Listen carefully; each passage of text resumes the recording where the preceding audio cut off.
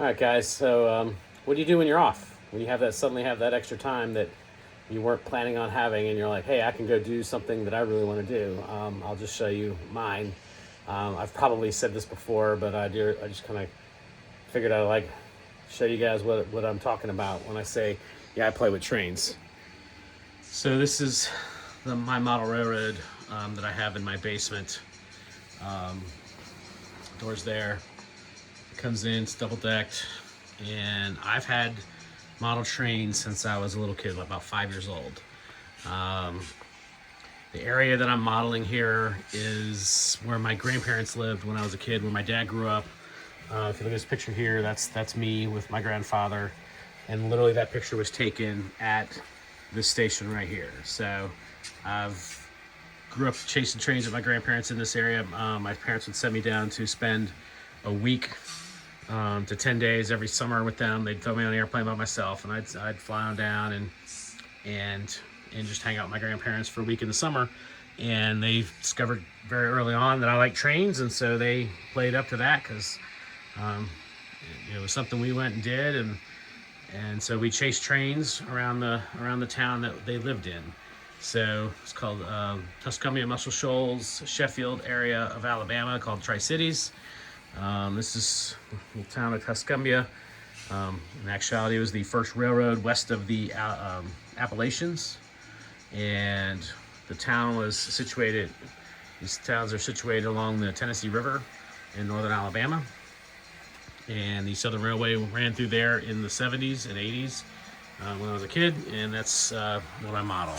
It's these old black diesels with a stripe on it, and you can hear them. Actually have sound these days.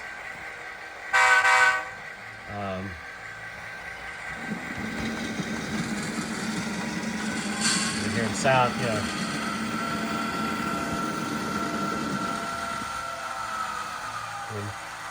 spin up and spin down, and that's kind of cool with the trains these days. They've gotten sound on board. So Tuscumbia is there.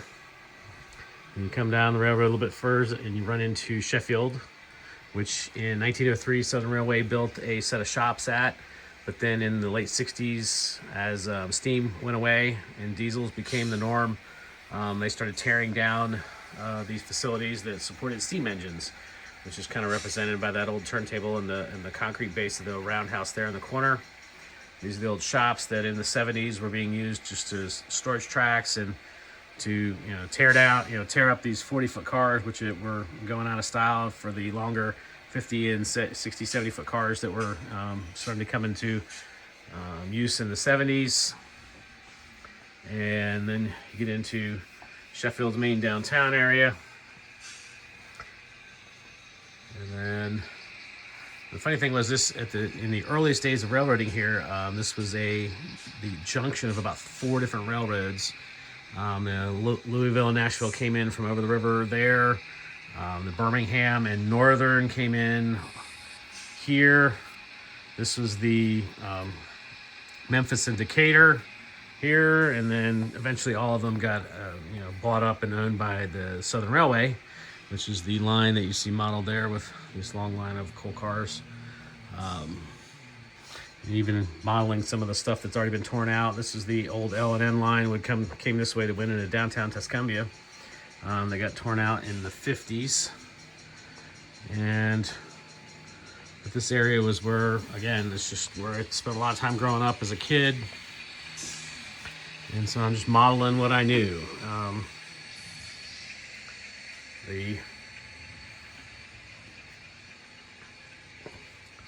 So eventually there will be what they call a helix, which will spiral itself down to this lower deck, which will basically represent the rest of the world.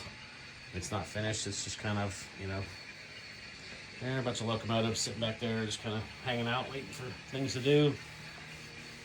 And then the other piece of the lower deck is the line runs back through there, runs around behind, underneath, comes out here, and then runs to I'll run across the door. That's that panel right there. We'll sit across the door here. The tracks will come here. This end up being a chemical plant that existed in the area.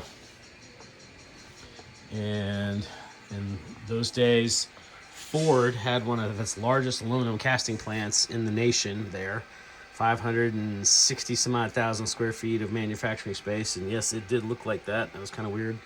And then Reynolds Aluminum had a massive aluminum manufacturing plant there in town as well. It's still there. It's called Wise Metals now, but at the time it was Reynolds Aluminum.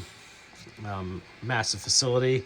And again, in modeling, when you're playing with, you just can't get the scale of it because these facilities are huge, but you get the gist of it in some cases.